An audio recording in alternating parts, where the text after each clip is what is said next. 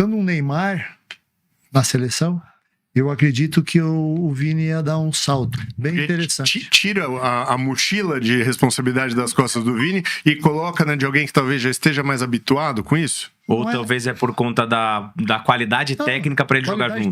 Qualidade técnica. Um cara próximo a ele, ou, né? No caso do Neymar, tudo bem.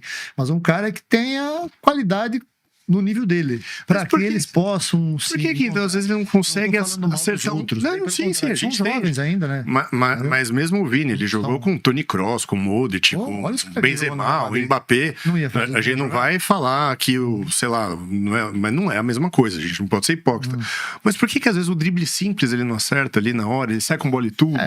Queira ou não queira, ele pode estar no maior time do mundo, ganhando tudo e mais um pouco, e ganhando milhões, mas ele é um ser humano. Sim. E ele está com a camisa mais pesada do mundo se tratando de futebol, que é a seleção brasileira. E no momento com aquela carga mais pesada de ser a nossa maior esperança da maior seleção do mundo. Eu vou perguntar, né? Você tá pesando essa... E 24 anos sem ganhar, né? O único cara que quebrou um negócio desse tinha uma baita personalidade, que era o Romário, né?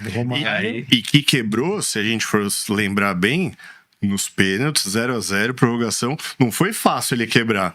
Teve outro cara que meteu 2 gols na final, mas daí a gente não precisa falar, né? Mas mesmo o Romário ali foi um título sofrido, cara. Não foi fácil, não. Então, eu acredito que 3 treinadores numas eliminatórias, acho que é algo inédito na seleção brasileira. Não sei se teve alguma outra eliminatórias que teve 3 treinadores. E um treinador é totalmente diferente, né? O treinador estrangeiro, a primeira vez. Então, assim, tem que ter entendimento disso aí. E volto a repetir, nós precisamos, nesses 6 meses que nós temos ainda, não, nem é 6 meses, 3 meses. Nem isso, são 70 dias, acho, para a Copa. Nós precisamos, e o Ancelotti foi contratado para isso, e ele aceitou também, sabendo de tudo isso aí, ele tem que fazer algo diferente. Porque nós somos a pentacampeão do mundo, o único pentacampeão do mundo, nós somos a seleção brasileira, e a cobrança na Copa do Mundo vai ser muito alta para que o Brasil seja campeão, ou pelo menos chegue numa final, e que mostre o futebol a Brasil. Então, assim, quanto mais jogadores nós estivermos os melhores, com condições, como o Ancelotti já falou, condições físicas, né? É muito interessante. Por isso que eu volto a falar, o Vini é hoje.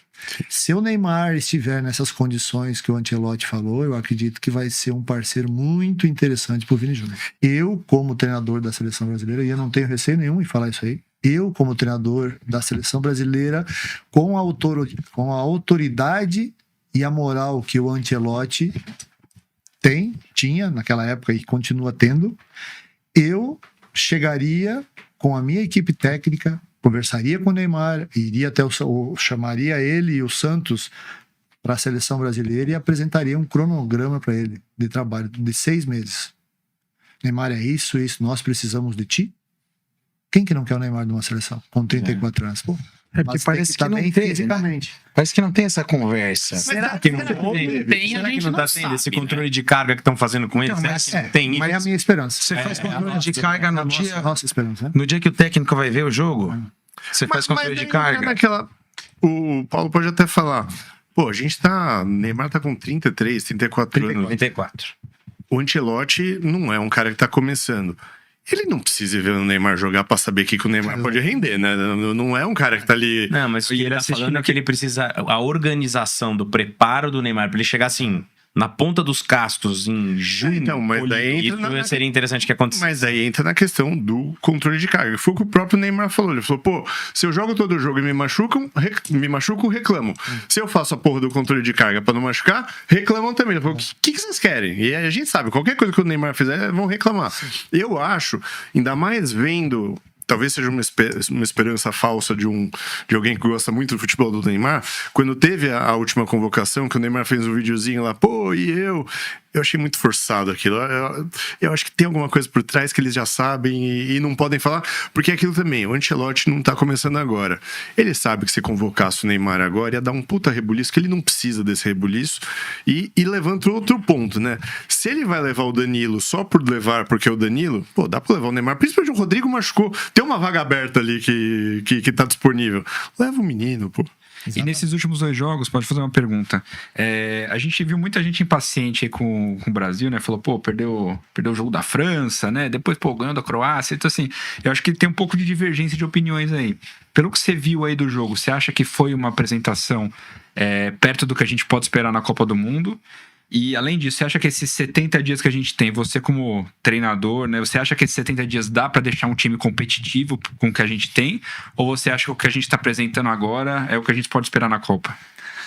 Tem algo que nós que acompanhamos as várias eliminatórias, todas as eliminatórias que o Brasil foi bem, na Copa não aconteceu nada, né? Então, nessa eliminatória, o Brasil foi muito mal. 2002, o nosso último título, lembra como é que foi? Sim, ficou no último jogo com a Venezuela. Com a Venezuela, o Felipão assumiu e vamos lá e pronto. Então, tem esse também fator. Mas eu continuo batendo na tecla. Dentro dos poucos craques que o futebol mundial tem, hoje, a minha convicção, falando como treinador, é que não pode abrir mão do Neymar. A questão do não ter mais Ronaldos, não ter mais Ronaldinhos, não ter mais Romários, não é só no Brasil, é no mundo todo. Né? Porque o futebol virou muito físico, virou muito agressivo, com e sem a bola, e automaticamente os jogadores são muito, entre aspas, robotizados. É esse movimento, e a individualidade deixou-se de lado. Então, assim, hoje eu acredito que para um treinador estar num nível de uma seleção, nós estamos falando de nível de seleção campeã, né, que é o Brasil. Exato. Tem que ter as duas coisas. Tem muita gente que já começou a falar que o Ancelotti é bom gestor. Não é bom gestor nada. Bom gestor. Ele é bom gestor também, mas ele sabe muito de tática. Porque senão ele não teria ganhado 5 títulos com o Real Madrid. Sim, com certeza. Ele ganhou em todos os países, né? E ganhou em todos os países, entendeu? Mas principalmente no Real Madrid. Trabalhar com craque os Galácticos lá ganharam o quê? No Real Madrid? Não ganharam nada. Não é. Então, assim, hoje o treinador tem que ter as duas coisas. Ele tem que ser um bom gestor, mas ele tem que entender de tática. Mas sacanearam o pô, fechou. E hoje nós temos que, desse futebol moderno que nós estamos, nós temos que saber que hoje o jogador tem que correr muito. Tem que correr muito. Tanto para frente como para trás. Principalmente para trás. Porque eu vou dar um exemplo para vocês nesse jogo. Se o Brasil tivesse jogando e o gol que o Brasil fez de transição, vocês lembram? Sim. Tu acha que o Brasil, nessa formação aqui, com esses 5 jogadores atacando, com esses 5 jogadores por trás sendo suporte com a bola, ao perder essa bola aqui, o levantamento que foi, né? Isso, foi o segundo gol do Brasil, acho que foi. No primeiro, que é o lançamento do Matheus Cunha. Isso, a bola é rebatida de cabeça. O rebatida de cabeça é o segundo gol. É o segundo. Foi o segundo. O Vini Corta, os 3 caras. Mas o Matheus Cunha acha um puta lançamento. O primeiro foi de canto, né? Que o Matheus Cunha sai e dá um passe no Vini. O segundo gol. Tu acha que o Brasil, estando posicionado com esses 4 jogadores, mais o Casemiro, não toma esse contra-ataque? Tomaria esse contra-ataque? Não toma. Não tomaria? Não tomaria. Não toma, bem montado aí, né? Tá bem montado. E não é que eles estão aqui só para defender, não, porque se esses 5 jogadores aqui, vamos dizer que a bola estivesse aqui. Com o Luiz Henrique, né? O Luiz Henrique por dentro, o Danilo atacou a profundidade, João Pedro, Matheus Cunha e Vini. Aí tem o Casemiro, lembra? O Casemiro já chegou algumas vezes aqui para pegar o rebote? Sim. O Casemiro, o Douglas Santos, o Ibanez e os 2 centrais.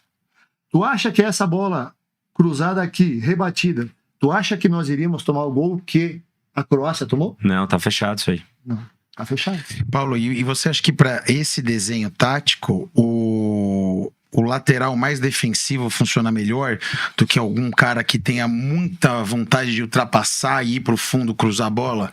Para isso, para nós darmos para nós darmos liberdade para esse tipo de jogo, para esse protocolo de jogo que eu chamo de protocolo, tá? Para esse protocolo de jogo, para um Luiz Henrique não se preocupar, pô, eu tô com a bola aqui, o Iban está passando, puta, se eu errar, vou ter que correr para trás.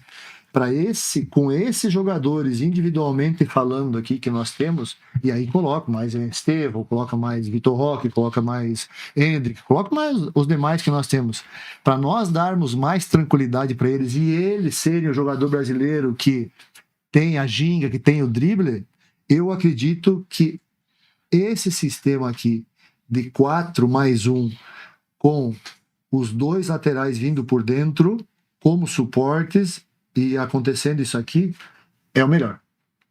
É muito fácil falar aqui, mas eu falo, como eu falei para vocês antes do programa, que essa formação assim, como essa, os 2 primeiros jogos da minha estreia no Vila Nova o ano passado, contra o Paysandu fora de casa e contra o Goiás, o clássico, nós ganhamos 1-0 em Belém e 2-0 em Goiânia, com a minha equipe, com o Vila Nova jogando nessa formação. Porque aqui nós tínhamos, o Casemiro nosso era o Ralf, velho Ralf. Então, ele estava bem protegido, tem qualidade e tudo. E aí esses jogadores aqui fizeram igual o que o Matheus Cunha e o Danilo. Eu só não tinha os 2 extremos de pé invertido e os 2 médios de pé invertido. Eu tinha um extremo e um médio de pé invertido. Entendi. Pé trocado, né? E essa nossa seleção, nessa formação, nesse protocolo aqui, eu acho que fica uma seleção muito leve, sabe? Uma seleção que joga muito pra frente. E protegida ao mesmo tempo, E né? protegida, exatamente. E aí tu pega um Casemiro. Casemiro não tem mais 30 anos, né? Casemiro tem 30 e... Acho que é 32 ou 3. Cara, eu acho que ele é da mesma idade do Neymar. Acho que ele é 9'2". Eu acho que ele é 9'2". Então, assim, Até um pouco mais até propriamente o Casemiro, Rodou de com a pneu. liderança que ele tem e com a qualidade que ele tem, 34. com esses 4 caras que ele tem, 2 por trás e 2 pelo lado, que são os 2 laterais, ele vai se sentir também mais protegido. E ele vai ter o suporte dos caras, ele vai receber a bola. É outro que também eu achei muito legal o posicionamento dele, ele ficou muito centralizado aqui, sabe? Ele ficou aqui com os 2 médios mais avançados e com os 2 laterais um pouco mais aberto, um pouco mais fechado, mas ele estava sempre de olho no lance, sabe? Pô, ele tem uma liderança tremenda e a experiência dele é preponderante. Agora, aquela coisa, a gente não pode se atirar todo mundo e deixar o Casemiro lá sozinho, ou deixar o Casemiro e o Marquinhos lá. Não dá. Um com 34 e o outro com 33, que é o Marquinhos, acho que tá isso, né? Sim, por aí. Então, assim, são 2 jogadores que não têm a velocidade que tinham, tem 34 anos. Então, por isso também que a gente tem que ter cautela. E isso não quer dizer que, vamos jogar para trás, vamos jogar retrancado. Não, nós vamos jogar com as peças que nós temos, mas automaticamente eu quero ver qual a seleção que vai conseguir Segurar esse bloqueio. segurar esses 5 atacantes que nós temos aqui. Esses 5 com essas características. Tá? Então, assim, temos um treinador experiente, temos um treinador rodado que conhece todos esses jogadores, hein?